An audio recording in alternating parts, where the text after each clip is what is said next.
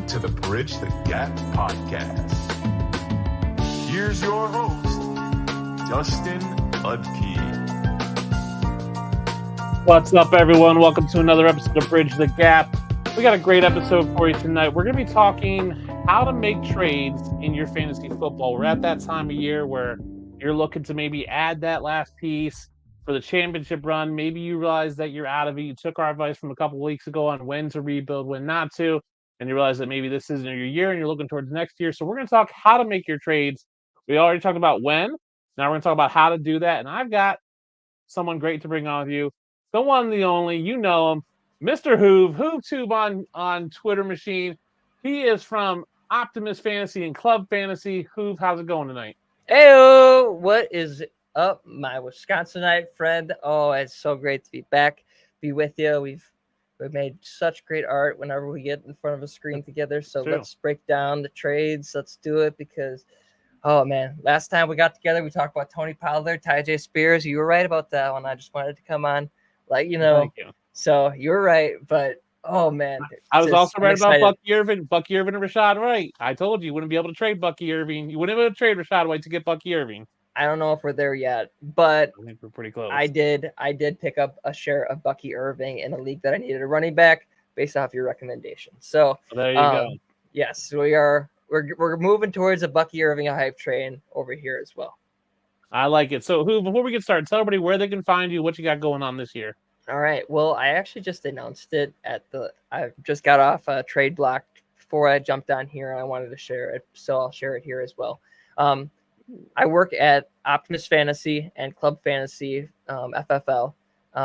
So you guys can check out my work over there at both places. At Club Fantasy, I do a weekly show breaking down dynasty trades and trade value. So I feel like that's probably why I was selected to be here tonight.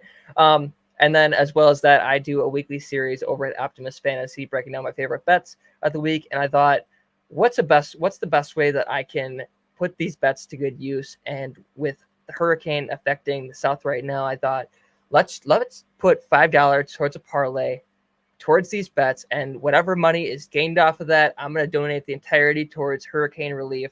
So I want you guys all to join me this weekend and check out the bets. Let me know if I'm in the right direction. I want to raise some money and help out some of these GoFundMes. So join along, and hopefully we can raise some money for all the people that are affected and need it right now. So $5, and I hope that you guys can all join me in doing that. Whenever the fantasy community, there's so many great sports bettors a part of this community that are so smart. Even if you put $5 towards a little parlay, raise some money, and then donate it all to hurricane relief, it goes a long way. So let's change some lives.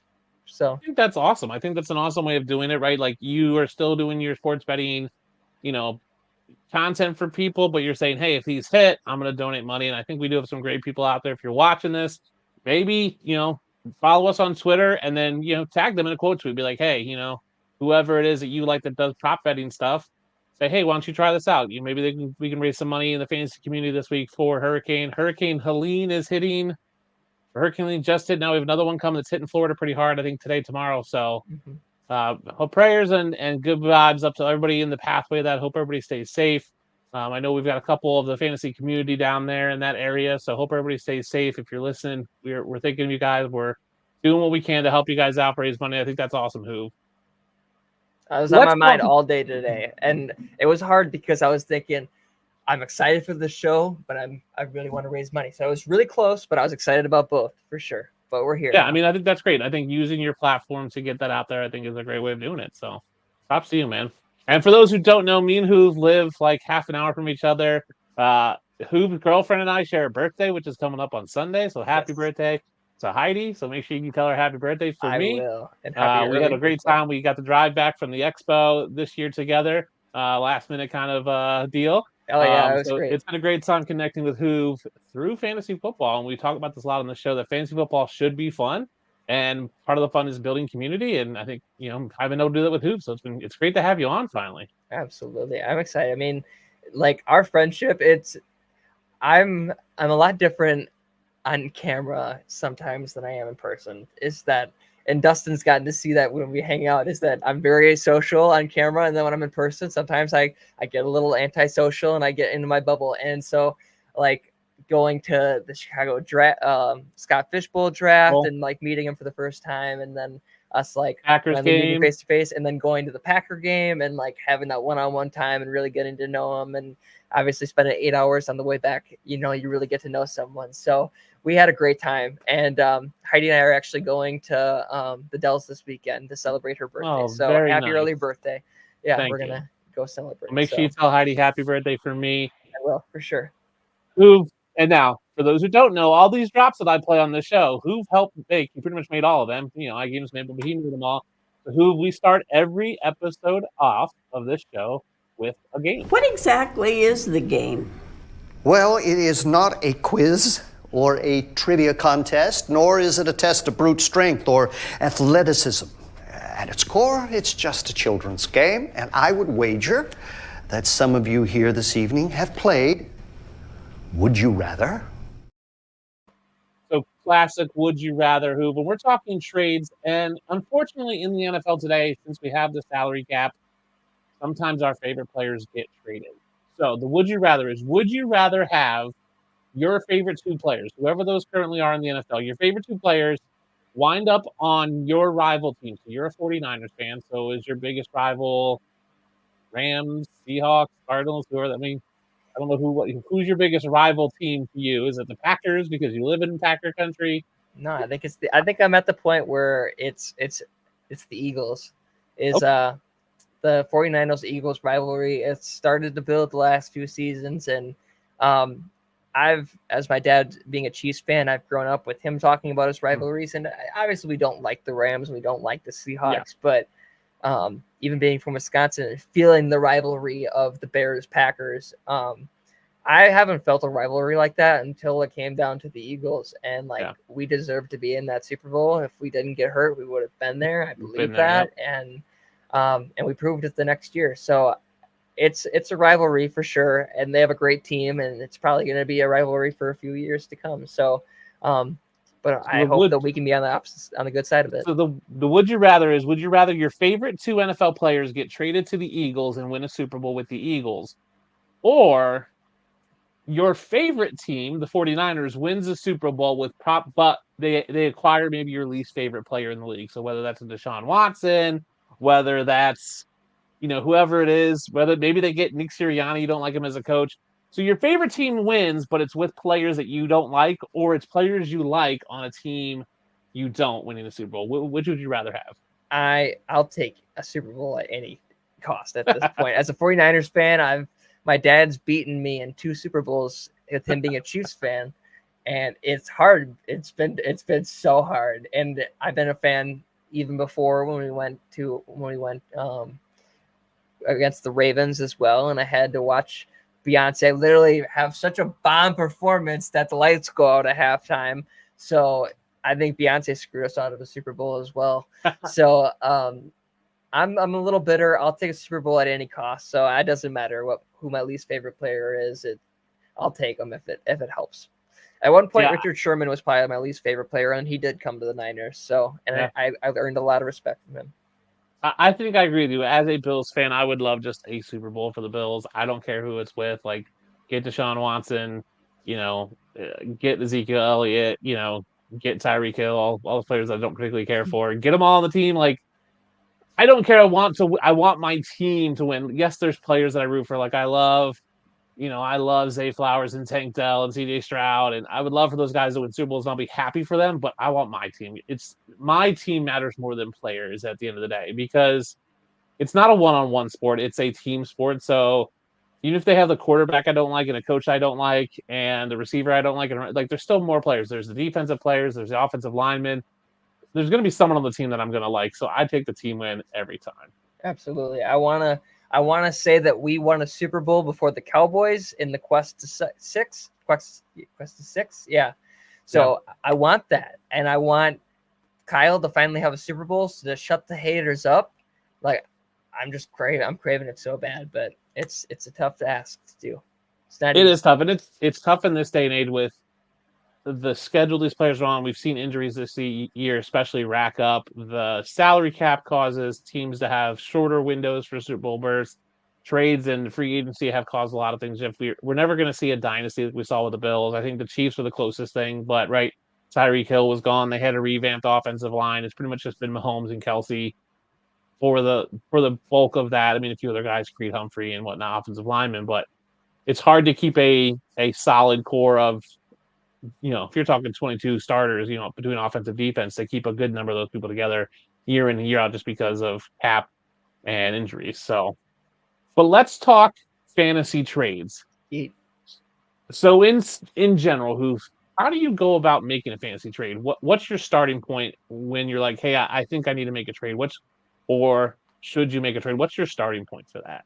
I always look at where I'm at in the league. I think that's like a really good indicator, is that if you're looking at your team and you're looking at like you'd be a good team in a lot of other leagues, but there's such a stacked team on one league that you're just still out of contention, or a few teams that are just so stacked you're out of contention.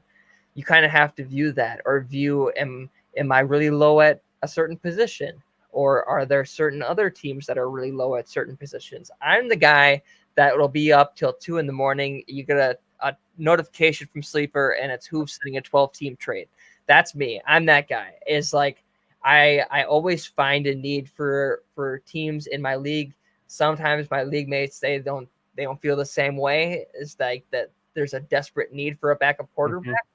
But I feel that way. I feel like everybody, if you have a franchise guy, even if it's worth nothing, everyone should even out their backup quarterbacks. I'm that guy, and I'll make those kinds of moves. So I look at other people's rosters as well before determining it, because if I'm looking at someone like we're talking about Malik Neighbors earlier on Trade Block, if I know that Malik Neighbors is the only player that they have that's worth a damn on the roster, then I'm not going to get him, because the value to get him on that team is so much higher than it would be on going after someone like a Jalen Waddle on a contending team that maybe wants to split that value for more depth or something. So that's how I always look at it. I look as much on my team as I do on another team as well. Yeah, I'm the same way. I'm known for having spreadsheets for all my leagues where I have every team color coded, and I can look at all the quarterback positions relative and running backs and wide receivers and tight ends. They go, okay, this team, I need a wide receiver. Who's got them? Okay, this team's got, 5 starters. They can only really start 3. Okay, what else do they do? Okay, they need a tight end. Do I have a tight end? And I can go that way. Or, okay, I don't have a tight end. Maybe I can get one from this team and, parlay that. Look at where I'm deep and where I'm weak at. I think that's always a starting point of me. And I think that's how you have to go about trades, because we talk a lot about not winning the trade. Like, you don't have to win your trade, but you do have to make the trade favorable for both parties. And you can't go, hey, you've got, if you're in a super flex league and the guy's got Josh Allen and Jalen Hurts, he doesn't need a quarterback. Like, you can't trade him. Right. You're not going to be able to trade him Brock Purdy. He doesn't need Brock Purdy. The value's just going to be not there for him. He doesn't need him. So you have to look at where they're at, and that's where value is subjected to some course of, like, the value for this player to one team in your league versus another team in the league is going to be slightly different. What do you find is the best technique for engaging in trade talks? I think we see a lot of different methods. We see the unsolicited trade pick, right? Where it's just like throw random trade offers. We see the I get the DMs of like, and I've sent them too, like, what's the value on player X, or what's the asking price for this position, or how do you value X player? What in your experience, what do you feel is the best way to engage another owner in trade talks? That's each their own. It really is. I've really become more favorable in, I don't know where the rest of the league is feeling on players, so I'm just going to set my limits on how I feel, and everyone else can accustom to me. And maybe that's a little narcissistic mindset to have, but I feel like everyone should have a little healthy amount of narcissism when it comes to like making decisions and stuff like that. You should always, at the end of the day, stand by your opinion over someone else's. I feel that very strongly. And so like, I'm a person that I'll change the nicknames to, I want a 2nd round pick, and first one to give me them gets them. And at least players know then where I'm valuing these players when I do attach it. Like, if if I put Tucker Kraft as 2 second-round picks and you get a trade offer for Tucker Kraft, I'm not lowballing you. This is the asset that I have that has this amount of capital in it. And so I'm very big on that. I'm also a big person on if I like a deal and I feel like I'm giving up too much and I want to go for it, I'm just going to do the expiring trade at midnight. And if you don't jump on it and you're not present, because that's something that a lot of people deal with is non-existent managers that check it from time to time, is you don't know who's like actually is present throughout the league. So I'm very big on just doing end of day expiring trades. Come see it if you do. And then you also have the previous trade in the messages as well. So once they do finally say it, like, oh, I could have gotten Jaden Reed for a first round pick 2 weeks ago. Like, why didn't I just check this more? Yeah. So I do it that way just because like people can also know, like, I'm very engaging in trade talks with my league mates, and it's made me friends and it's also lost me friends. That's for sure.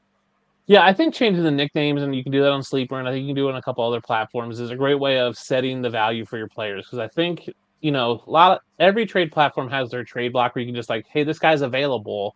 And I think when people see that, they think they are available for cheap.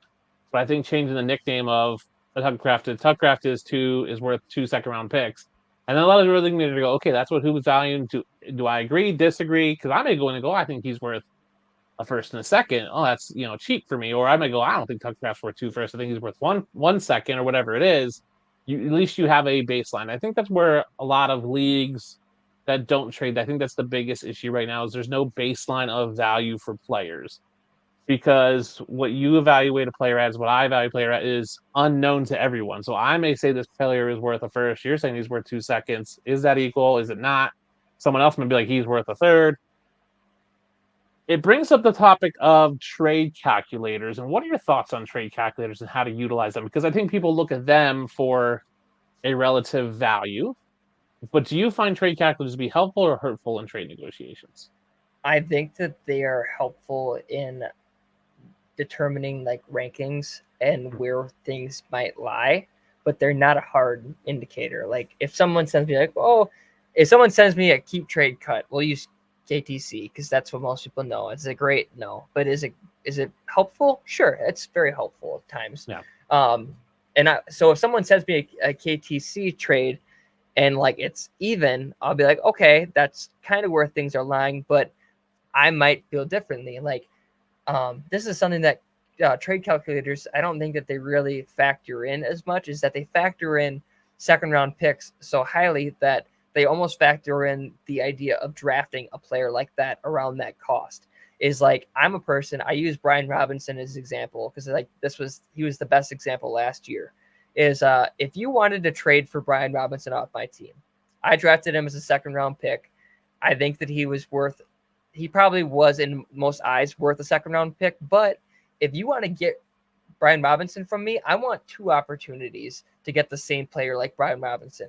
And some trade calculators don't really factor that in. Like players also want to have to get rid of a player for a certain cost as well. And I want double the opportunities to get a player like that. So like the trade market is fun to play with because it almost is like inflated in certain areas, but not in the others. So you almost kind of have to like keep practicing what you preach. Otherwise, some teams just get really loaded with like draft picks, really loaded with talent and stuff, and then they can't really compensate for it.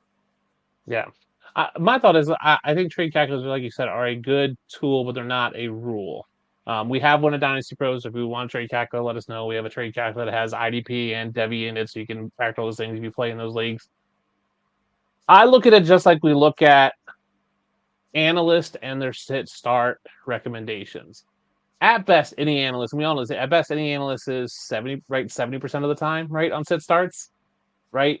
We're going to hit 60 to 70% of the time. I think trade calculators have to be thought of in the same way. Like, they are going to be right on values of players 60 to 70% of the time. And there's going to be 40 to 30% of the time they're just wrong. that they may, and wrong either way, they over value or undervalue a player or asset. And each trade calculator has their own skew and bent. We know to keep Trade Cup because it's, crowdsourced. It seems like the draft pick value is really high. Some really value rookies, some really value veterans, some really value picks. But I just think you look at it and go, okay, if Cube Trade Cut says this is fair, and I look at maybe, a Fantasy Pros or maybe a Dynasty Pros one and go, okay, they all say they're fair, but they're all within, and the point difference. Some use 1,000 points as their high, some use 10,000 points, some use 100. It's all very different, so it's hard to judge it too. I really liked what Alex Korf, Peaked in High School Draft Sharks, does with his trade value charts, where he, kind of accumulates them all.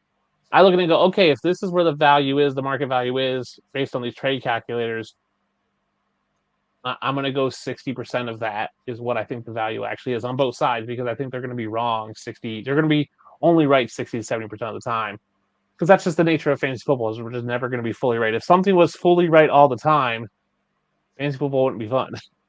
I know, and that's why I'm starting to not get as fun. I think I'm at 90.5% on sleeper of my start and sit accuracy.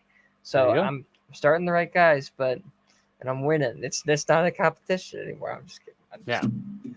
But no, I think it's very true what you're saying. I think there's and I've said this before on this podcast and other conversations, that trade negotiations start before the trade negotiations start. And what I mean by that is that you need to be communicating with your league mates before you go to a trade. If your only time you're ever talking to your league mates is when you need a trade, you're probably less likely to get a trade done with that person. When you build a relationship with them outside of the trade negotiation, you glean more of their insight on football. So if you're talking to your league mates about, oh, hey, what do you think about this guy? Or how, oh, did you see this play by this guy? Oh, he looks so good, or whatever it is, just in random conversations about football, you're going to glean how they evaluate players, how maybe they see players. And then it allows you to go, hey, what would you do for X? Or, what would you trade Brian Robinson for? If you just go to a random person in your league and go, hey, would you do a second for Brian Robinson? You've never talked to that person. You're going in blind, and they're coming into it blind because they weren't expecting a trade offer. They haven't heard from you. They have no real clue who you are, other than you're in a league together. So you really need to start building those relationships before the trade negotiation starts, which I think is huge. I am not a fan of the unsolicited trade offer, of just this random trade offer out of the blue for a guy I didn't really want. I got something like, oh, do you want this guy? I'm like, no. Like, they just sent me a trade, like, here's a trade offer. We're going to send you, I had someone just try to trade me. I think it was like Christian Kirk. I was like, I don't want Christian Kirk. Why are you trying to sell me Christian Kirk? At no point did I express interest in Christian Kirk. Right. I think that's something too, is people need to do that more, is that they need to actually utilize the shown interest button on trades, is that it would conduct things so much easier if everyone actually just like labeled players that they were interested in. Some people do. I mean, like if you're the player that, and I'm guilty of this at times as well, is that you continuously keep adding the same players to the trade market to see if there's any interest as of now. People do that. And then like, if you see the player that you're interested in, just go do it. Go show that you're interested, because then it's going to be like, all right, well, if no one's interested, I put all these players on the trade block again and no one's sparked interest. Maybe there's not a market, and I might as well just hold on to these players. So, and I think if you're going to put someone on the trade, block, like, I think you're right. Put in not just that, but like put in their value. Like, I want to trade Brian Robinson for 2 seconds. So like, hey, he's available for 2 seconds. So people know, okay, I am interested. And I think the show interest button is nice. I think people, no one wants to tip their hand of like, oh, I'm interested in this guy. I don't want you to know, because then it's going to drive up the price. So that's that psychology of like, do I show interest? Do I not show interest? I wish there wasn't those games that we had to play in trades. I wish it was just more often. I'm trying to make a trade right now, and I need a tight end, and I'm really trying to scoop up Eric All and Theo Johnson from a guy who has him in his taxi squad. But I don't want to like send a trade directly for those guys, because I feel like he'll try to price gouge me. So I'm like trying to like sneak them in on other trades. That's the kitschy thing. So there is a lot of psychology that goes into trades. And if you guys are watching, if you have trade questions for us, feel free to drop them in the comments on YouTube. Hop over here, drop them in the comments. We'll answer your trade questions if you have them. The psychology of trades is interesting, because a lot of times people don't want to get price gouges. You don't want to win the trade, but you want to get a deal. Everybody wants a deal. So when you go with the trade, let's say you're talking to someone and they go, yeah, I'm interested in this person. Do you like to start with your best offer, or do you have a different kind of like trade tactic when it comes to value? I will send what I think isn't offensive. Like if I send you something and you accept it right away, I don't want to be like, oh shit, like that was a big difference. He jumped on that. I don't want to do that. That's my way of expressing interest without pressing the button, is if I'm doing that. Like I tweeted a few weeks ago a trade for Jaden Reed with Jalen Polk, Javon Baker, Jatavian Sanders, and there was another guy. I can't remember who it was, but players that there was. Oh, maybe I forget who it was. Maybe it was Adonai Mitchell as well. Players with a lot of hype coming into the season around that coming into the season would have been a smash pick for Jaden Reed. And I posted that because I have such high expectations, and I still think that whatever we've seen from Polk and Baker and Sanders isn't really a reflection on what we've seen so far. Like what you believe hasn't really been shown, because you should have expected this at this point. Like you wouldn't have seen anything yet. So what you've seen shouldn't sway you from what the original consensus belief was on these players to give them the value that they were at. And so I sent this trade out. Like I was sent an offer for Jaden Reed, and I apparently offended them to get a terrible counter. It was like all my best players for like crap. And I'm like, I guess I offended somebody today. And a bunch of people were like, this was offensive. Like the original trade was so much worse than what they sent you back. And I'm like, I don't understand how. Like, so that's a big thing too. Like I'll send what I don't think is offensive. And sometimes I could be wrong. And sometimes I'm valuing players way too high than they are. But that also is like a good thing about what you were saying, like learning your league mates. And if you know that there's a player, like they have Jordan Love, but they don't necessarily love all the Packers receivers. Yeah. You should probably learn that, because if you keep sending them Jaden Reed trades, they're eventually going to hate you and not want to do any deals with you. Yeah. No, I agree with you. I don't believe in starting with your best offer. I always tier down. So if I believe that a player is worth a second round pick, I will send an offer for 2/3 or a third and a fourth if I don't have 2/3, as like, hey, here's slightly lower than this value. Because I think you don't want someone to jump on a trade. Like you send it and then like 2 seconds later they accept you. You're like, okay, well, I was clearly off. I just did this morning. I traded for Najee Harris. I sent an offer for Najee Harris and I was giving a second round pick. I was getting Najee Harris, and the guy accepted it within like 20 minutes. And I was like, oh, was that too, like, did I overpay for Najee? And I think Najee, and it was like it's my second, so it's probably gonna be a mid to late second round pick. So I think I'm okay with that. I'd much rather would have paid a third, but I think Najee is worth an early second. And I was like, well, I'm not gonna give you my early second, which I have. But I'm okay tearing down a little bit. So and I think that's the big thing. Whenever you're trading for a player, you have to go, this player is worth X to me. This is what I'm willing to pay. And then I always tier down a tier or two. So again, if he's worth a second to me, I might send a third and a fourth for him, or a third and a fifth, or maybe 2/3, and then see what that person feels like. You're going to offend some people. It's just the nature of trades, because we don't all agree on values on players. I mean, if you look at Twitter, that's the Twitter algorithm, right? It's this player sucks, followed by a tweet and say this player's the greatest guy in the world. You're just never going to have that same value. So I don't like starting with the best. I think what I do is I go, hey, he's worth this. But here's when I said, okay, well, now we'll agree to this. And it makes, psychology-wise, it makes that person feel like they got a deal. And you're going, this is what I would have paid for him all along anyway. This is a good trade that I pulled off a few months ago, that the negotiations, it worked out this way, that on what the trade finally was. And we kind of had to like adjust our values to find the right one. Yeah. Is I traded Terry McLaurin, or I traded Christian Kirk, Ricky Pearsall before the unfortunate shooting incident, and Gabe Davis for Terry McLaurin and 2 second-round picks. And so either you love that trade on my side or you hated that trade on my side. And I was thinking, all right, well, Terry is basically the same thing as Christian Kirk right now. coming into the season. Yeah. A second round pick for Ricky Pearsall is what I invested. And if you drafted early, like really early, you probably got him for a third, closer to a third. So I'm actually gaining value there. Some people think, oh, well, he was worth 2 seconds with the first round draft capital. I wasn't there. I didn't think that you were ever going to get that for him. And then I really wanted to get the value back for Gabe Davis of a second round pick. And I knew I wasn't going to get it. I was only going to get a third.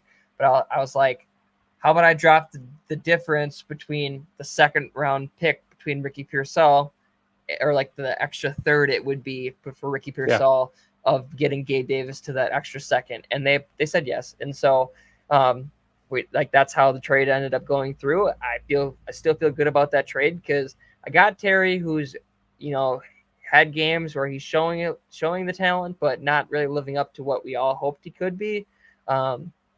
But still, I got 2 second round picks to build on for the future, and I'd rather have those right now than Gabe Davis. And I don't know. I probably would still like Ricky Pearsall, but I also have a ton of young receivers in that room, so it's hard to justify that. But I mean, it's at the end of the day, it's still only week 5. In most of your fantasy leagues, you probably have to week 8, 9 to make a trade, maybe 10. Mm-hmm. It's still early. I mean, I know it's been 5 weeks, and it seems like it's been especially this weekend was a long weekend of football with all the late games and overtimes. But there's still plenty of football and plenty of time. To expect a rookie to break out in 5 games is maybe unrealistic. I think it does take some time. So, Hoove, let's give the listeners, we're going to do 2 people that you should be buying right now in fantasy and 2 people you should be selling right now. So who's someone that people should be buying in fantasy and why? I think you should be buying Jackson Smith-Njigba. That's the guy that I've been hyping up all off season. If you see it, look at my bio. My bio literally says JSN Fan Club because I am the director, I am the president, the CEO of the JSN Fan Club. It was so easy to see. It was easy to see it from a mile away that what he was going to do this season, now that Shane Waldron's gone out of Seattle, and what they were going to be able to do. The way that they simplify an offense from I'm spacing right now. Ryan, the offensive coordinator. I forget his name too. Yeah, I'm sorry, I'm spacing. I wrote about him plenty of times. I'm just spacing. But the way that he simplified an offense for Michael Penix. Ryan Grubb. Ryan Grubb, yes. Ryan Grubb. I almost called him Ryan Leaf, and I'm like, that's it. And so, Ryan Grubb, the way that he simplified an offense for Michael Penix Jr. at Washington with the talent that he had around him. I mean, he created Rome Odunze, to be this elite route runner. And who's to say that JSN is someone that he outproduced Garrett Wilson and Chris Olave as seniors and Marvin Harrison Jr. as a freshman when he alone was a sophomore. So, he had the talent, and with someone like Ryan Grubb, creating him in that offense, he could be just as good as Rome Odunze for sure, in my opinion. And then the way, going back to Grubb with Penix, it's Geno Smith has been in how many offenses now in the NFL? Yeah. He's a veteran, and so to be in an offense that's that simple, he's gonna thrive. And so, Geno Smith has had an awesome year so far. I saw that from a mile away as well. But JSN, it never was, is he going to defeat DK or is he going to help DK? It was always yin and yang. It was Christian Kirk and Brian Thomas. It's T. Higgins, Jamar Chase. They complement each other. So JSN is someone that you should have bought at the time with the dip, but he's the guy you got to buy. And then another guy that I was hyping up heavily, and I'm so glad these are the 2 guys I probably spent the most time hyping up all off season, and he has just become a household name in fantasy this season. Wan'Dale Robinson. I thought that it was a long shot, but he had all the tools, and we've seen it from him in the past few seasons with Daniel Jones, is he could produce and put up some good numbers. And with Malik Neighbors being there, is that he makes things so much easier for Wan'Dale Robinson to be productive and be that 2 in the offense. So Wan'Dale Robinson, I really hope that you guys went into him with top 20 wide receiver right now in the season, and where you got him, he was basically free. Wan'Dale Robinson could be this season's Puka Nacua, based off the value. there you have it, folks. Yeah. I think with the JSN, I think we've gotten spoiled by these rookie breakout wide receivers in the past few years, the Chases, the CD Lamb, these guys that have just had these monster rookie years, and we knew JSN wasn't going to have that because Lockett was still there, and Lockett's still there, but Lockett's not nearly as good as he once was. We knew it was going to be a slower progression for JSN. I think talent was there and the system was there. It just was a matter of him finding his footing. And I agree with you. Wan'Dale Robinson is, I think, the new Jacoby Myers, Brandon Cooks type player, where it's like every year he's going to be tight end 20, 21, and you're just going to go, he's a solid tight end too. But everybody goes, oh, he was that good? You're like, yeah. He just soaks up targets. He's going to soak up yards. He's probably going to have 5-6 touchdowns. He's not a sexy name. He's not a flashy name, but he's just a consistent guy who's going to put up 12 points every week, right? Like that's what he's going to do. And he's going to have some spike weeks where he's going to put up 20. He probably will never put up, like dud weeks. He might put up 1 or 2, especially as long as Daniel Jones is there. But he's just going to be that consistent guy that's going to sneakily be wide receiver 20 every year. And you're going to go, oh, he was? Really? And you're going to go, yeah, he was. My 2 buys right now is tight end Eric All for the Cincinnati Bengals. He's a rookie. I liked him coming in. I really like what I've seen from him. The system in Cincinnati has changed this year because they got a new offensive coordinator. They are on pace to target their tight end position like 160 times. They have not targeted the tight end position as a whole over 100 times, except like once in the last 10 years. We know Mike Gesicki's still there. He's older. He has some injury history. I think Eric All can step into that role and continue to grow into that role of not quite as Trey McBride, but has that veteran in front of him like Trey McBride did with Zach Ertz, where all of a sudden you'll see Eric All midseason start taking over, playing more and more. He's caught, I think, all of his targets so far this year, which is pretty incredible. He's had 4 every week. He's catching all of them. I like him. And then I will say you should be buying Derrick Henry right now. Listen, you're going to have to pay a premium for Derrick Henry. And I think when we're talking trades, people don't want to pay up and they don't want to pay the premium because they're worried that that player won't continue to produce at that premium. I'm not worried about Derrick Henry. He's done it so many years. He's on a team that's going to continue to run the ball. I'm willing to pay the premium for Derrick Henry now. Like I'm willing to pay the premium price to get the premium running back and just ride him this year and next year and then let him ride the real results. I think there's this penchant in Dynasty to get these guys who have futures, and we don't want to buy the aging, especially running back. In redraft, you don't want to buy the number 1 guy because you feel like he's never going to repeat as the number 1 guy when you get him.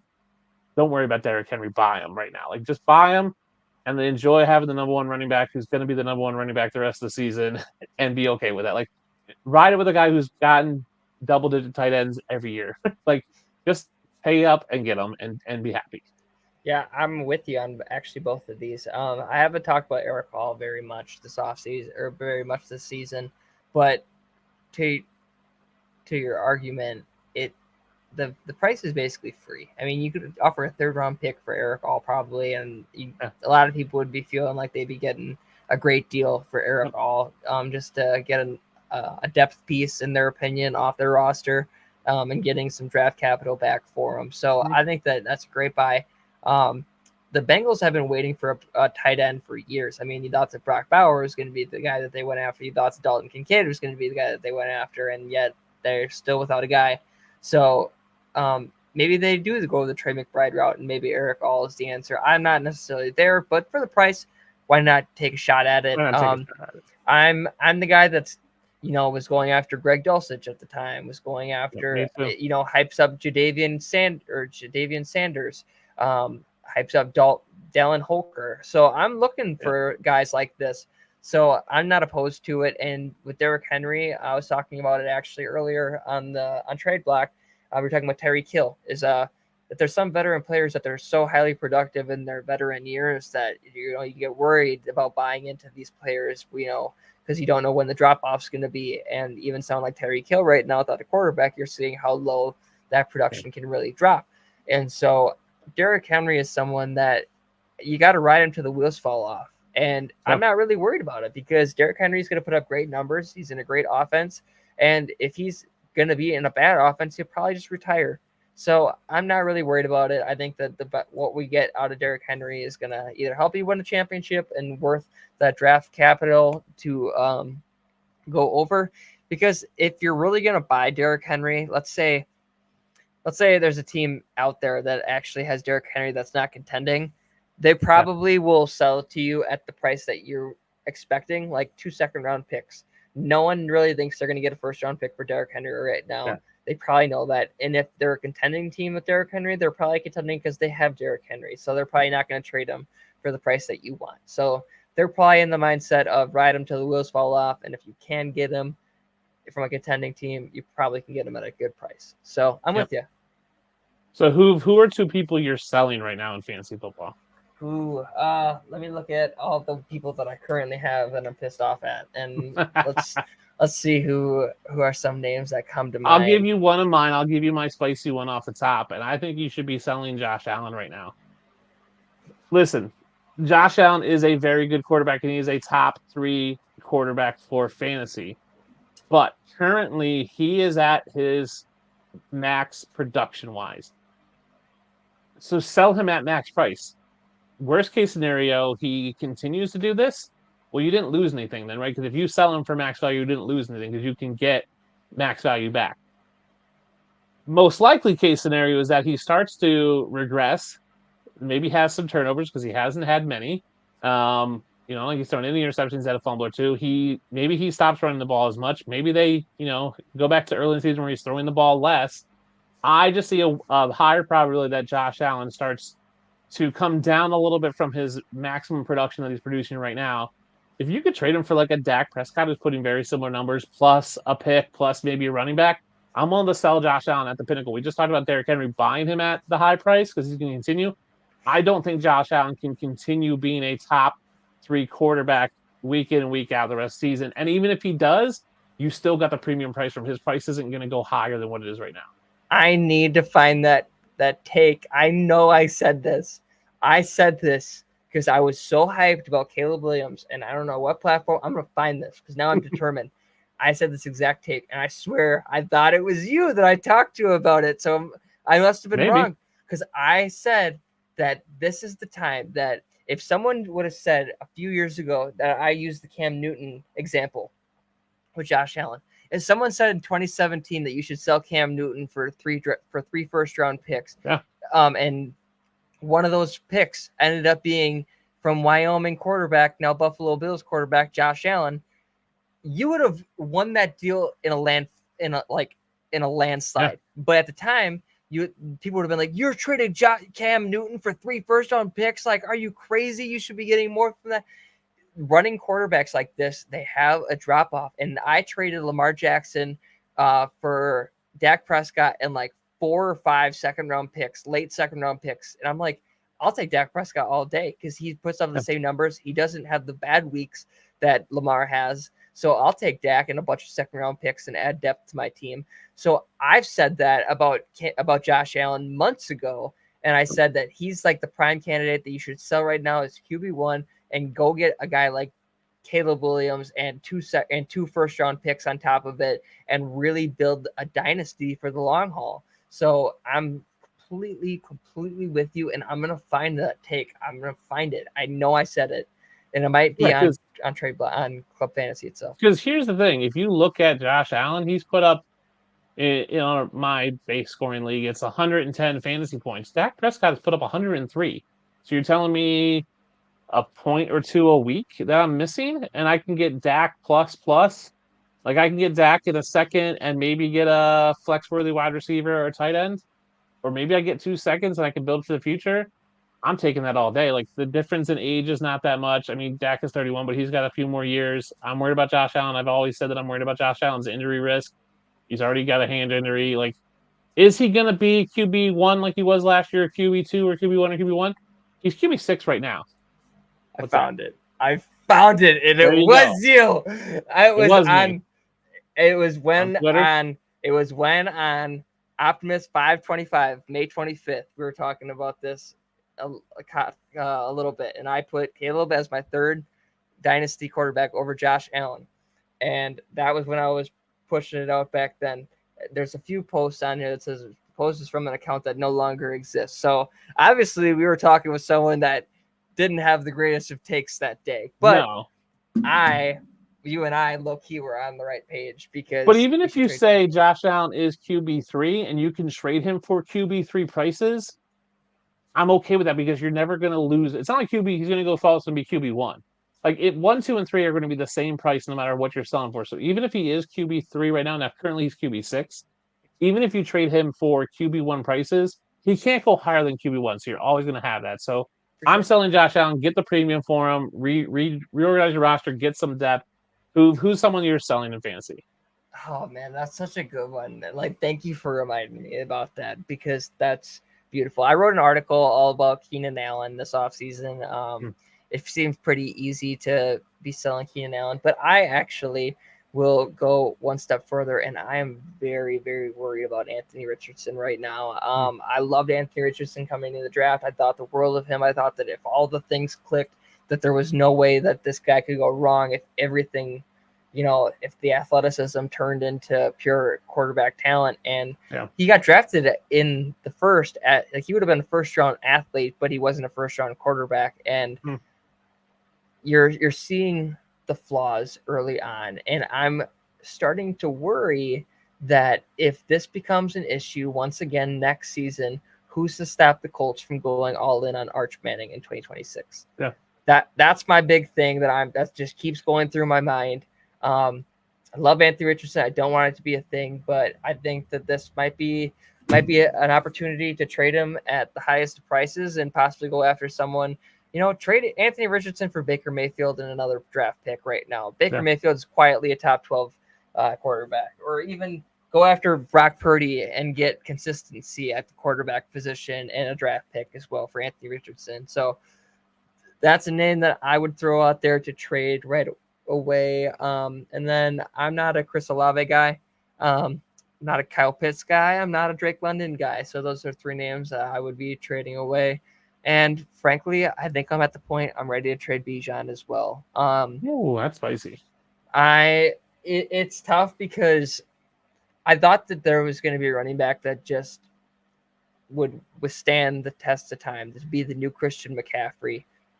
No one's Christian McCaffrey, and that's okay because that's what makes Christian McCaffrey great. And as much as I think that Bijan could have been that player and can be that player, it's just not reality.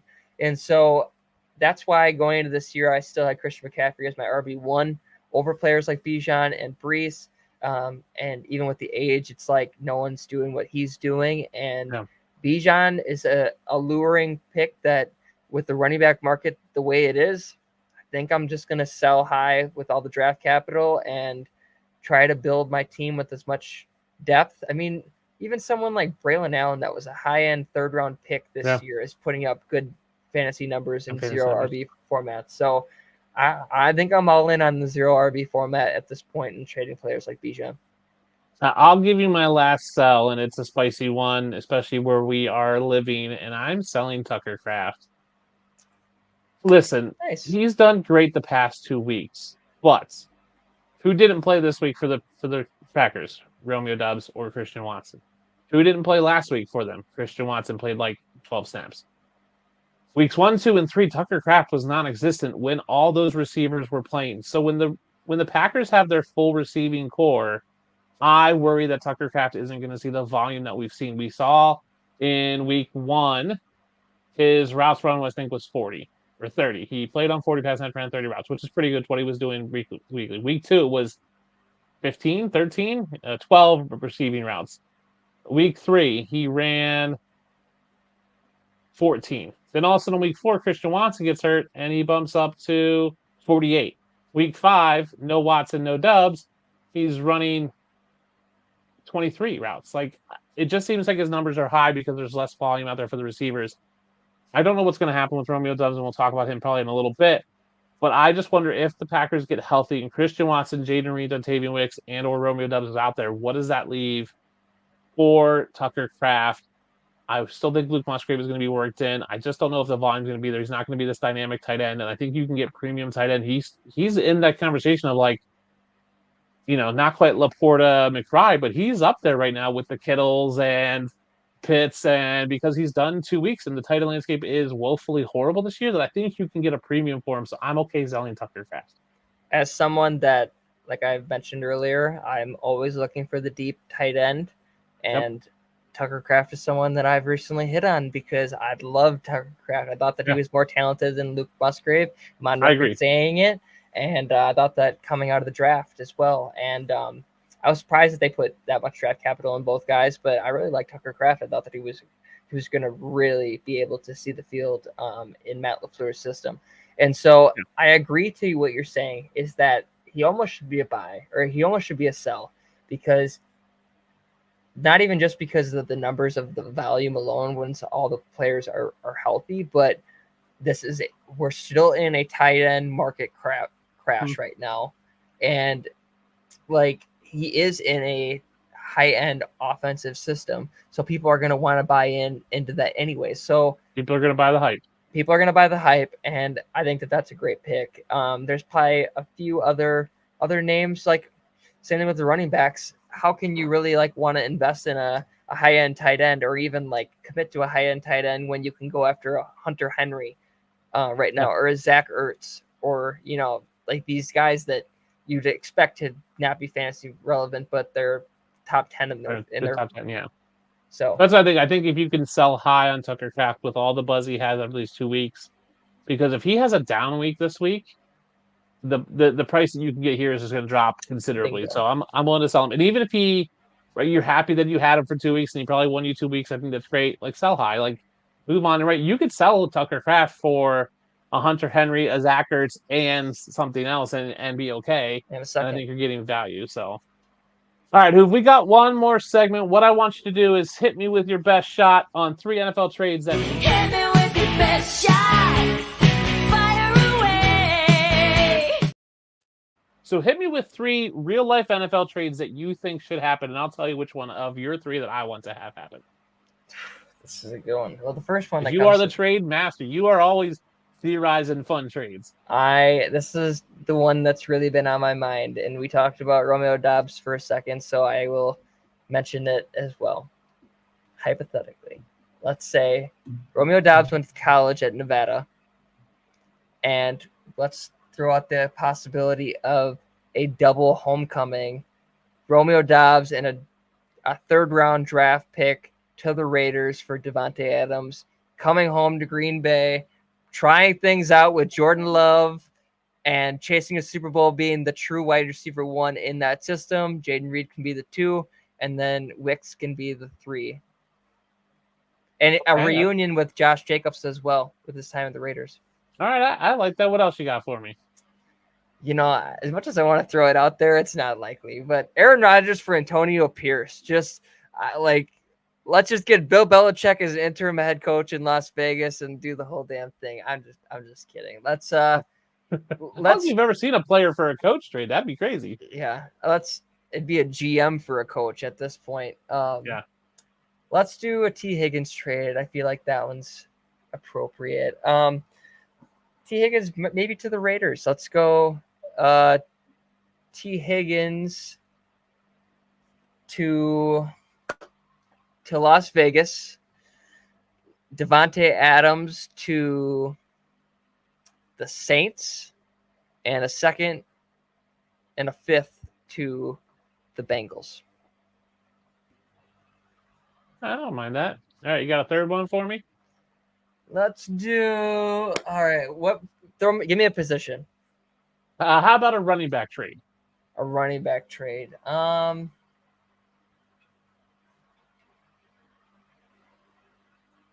let's say Houston. Let's say Mixon's going to be out. Who do you want Houston to trade a running back for? So who should they try to go get?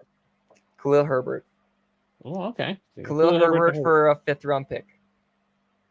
So Houston. I like that. I think I would shake that one. I love Khalil Herbert. I've always been a Khalil Herbert believer. I would love to go to Houston. Houston is like my adopted second team. I love CJ Stroud. I love Tank Dell. I really want the Bills to go get Romeo Doubs. I said this to someone on Twitter the other day. Like, do the Bills need a wide receiver? Yes, but I don't think they need to go make an Adams level trade, because I'd rather see them spend that draft capital, like a 2nd-round pick, on an exterior rush defender, right? Like we've been burnt on the outside by Derrick Henry and Derek Goombawale and probably Brees Hall this week on these outside runs. We can't stop them. We can stop you up the middle. We struggle to get side to side. So rather than spend a second on a defensive guy, then spend a fourth on Romeo Dubs. Like send the Packers a fourth, get Romeo Dubs in. We've already worked for the Packers. We got Rasul Douglas last year. Like let's go get Romeo Dubs, who can be a complimentary piece to Keon Coleman, Khalil Shakir. He's clearly better than Curtis Samuel, who's hot trash. He's clearly better than MVS. Let's get Romeo Dubs. So I don't want him to go to the Raiders. I want him to go to the Bills. So I love the thought of Khalil Herbert to Houston. I think that'd be great. What about this one? This has just popped in my head. Now, what do you got? Romeo Doubs to the Commanders. I don't hate it. I like Romeo Doubs, and I think he's a very consistently good wide receiver. I don't think he's a 1. I think he's a solid 2 in a team. My fear with the Commanders is he an upgrade over what they have? Is he clearly he's better than Jahan Dotson, right? And is he much better than Luke McCaffrey? I don't know if he is. Or, is he going to be? Yes, I think he is just experience-wise. I don't know if he's that much better than Terry is Terry McLaurin that much better? I think it's just you're getting someone the same level as Terry McLaurin, in my opinion. Like, if I'm the Commanders, I want them to go get Davante Adams, get someone big who could be a 1 who can push McLaurin to be a 2. Dobbs to the Steelers. I don't hate that either. I think the Steelers makes sense in terms of they need to get a receiver. Obviously, we know they went after Brandon Ayuk, or at least that was reported. I think they're in the market for Davante Adams. I don't think Davante Adams wants to go there. I said all along that I think Davante Adams should go to the Raiders because I think that's the smart move for the Raiders and Davante Adams. Romeo Doubs to the Steelers would be nice. I think he's an upgrade over, Van Jefferson and Calvin Austin. I think he's a good possession receiver. I just worry about what that does to George Pickens mentally because he's already upset. And you bring in someone who's going to be more sure-handed, who's going to get those, the third down when you need a first down, you're going to go to Romeo Doubs, not to George Pickens. So I worry about that aspect. I just worry about the chemistry on that team with George Pickens if you bring in another receiver. Yeah. Can I ask you one draft? Of course. What do you think about the Dolphins tanking for Shedeur Sanders? I've seen this talk on Twitter, him or Travis Hunter. With that, you are basically saying the 2 is done, right? Like, that's what you have to say. I threw out the idea of Tua loves football, and with Alex Smith, like when Alex Smith went down, his whole thing is that he didn't want to go out of football like that. He did want to come back to showcase like that he was able to make it back to the field, but he knew he didn't have a long career ahead of him. I hope that I'm wrong and Tua does have a long career, but at the same time, you have to start looking in the mirror at when this becomes an issue. And he just signed a big contract. So who's to say that as someone that he can utilize his brain and he knows the game of football so well, he loves the game of football. So why not make him a coach on the Dolphins and then bring in Shedeur? And he has that like experience of being a Dolphins quarterback to like help mentor Shedeur, and like I feel like Dion would be all in. The Dolphins organization, this is the organization that tried getting Tom Brady and Sean Payton in sleazily and lost the first round draft pick because of it. So like they're an organization that they'd be willing to bring in Dion, and Miami feels like a culture that would heavily embrace Dion and Shedeur. Yeah, I don't hate it if you're saying Tua's done. Now I think Tua personally should be done. I think Tua would be great in the booth. I think Tua could easily get a job as like the Pac-12 commentator for games. Sure. Right? Pac-12 pregame, right? Do the Hawaii, do the California thing. I think he'd be great at that. I think he's a natural fit with his personality, his smile, his presence. I think that's where he should go. And if I'm a network that's looking for someone, I make Tua an offer. I go, hey Tua, if you want to retire, here's like a Tom Brady offer. Like here, we're going to pay you whatever, not Tom Brady money, but we're going to pay you an average commentator salary. If you want to come back, come next year, come right now. Like you can retire today and start next week. I would make that offer to him. That might sway his decision. If that's the case, I'm not a believer in Shedeur Sanders in terms of the player.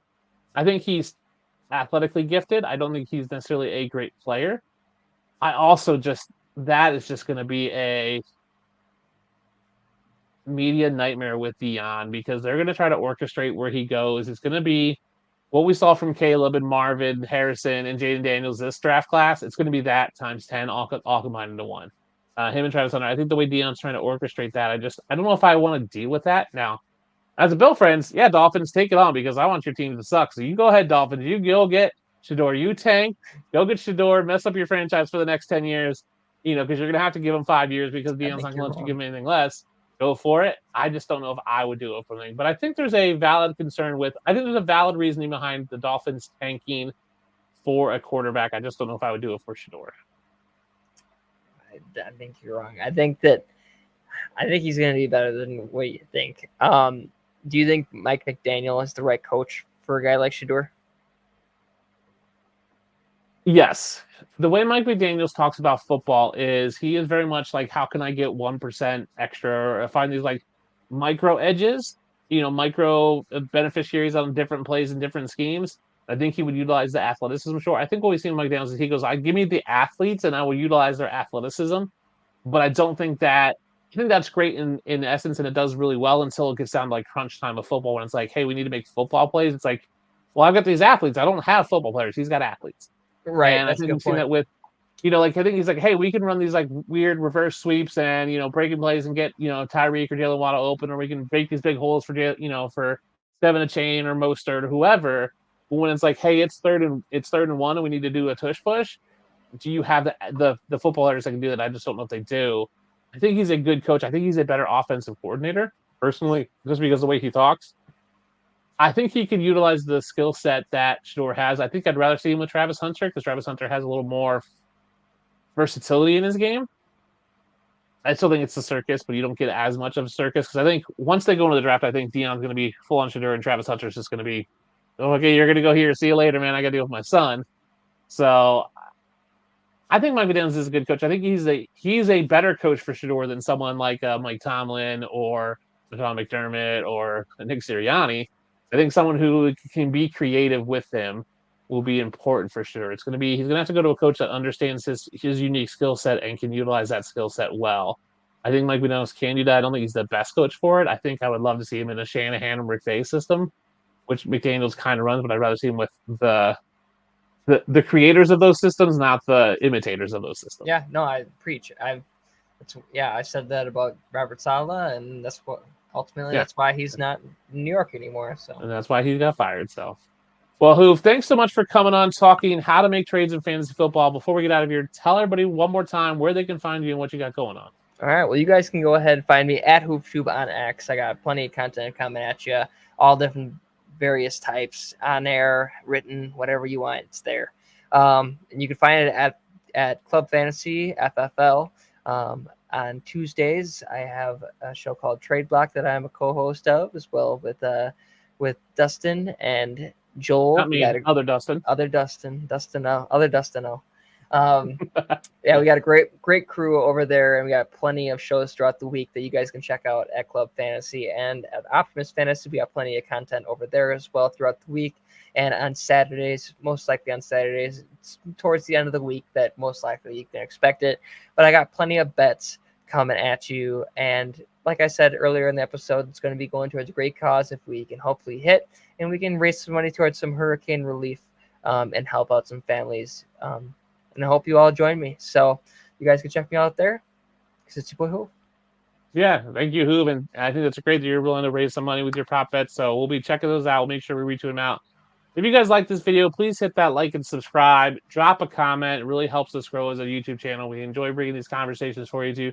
Next week, we have a special episode. So we're doing a new kind of sub-series called Innovators, where we're bringing on different guys and different companies and platforms that are innovating in the fantasy space. So we'll have Will from Fantasy Spin coming on, talk about Fantasy Spin and the innovation that is that.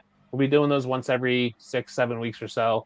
Just to kind of give you guys some things where, standard was the standard, then someone came up with PPR, and then, prop bets were always a thing, then someone came up with DFS, and that was the new thing. So we want to highlight these people who are doing innovative stuff. So we'll be doing those. Next week is the first one. You can check us every Tuesday, 9 p.m. or 10 p.m. Eastern, 9 p.m. Central. We thank you, Hoove, for coming on, and we'll see you guys next week.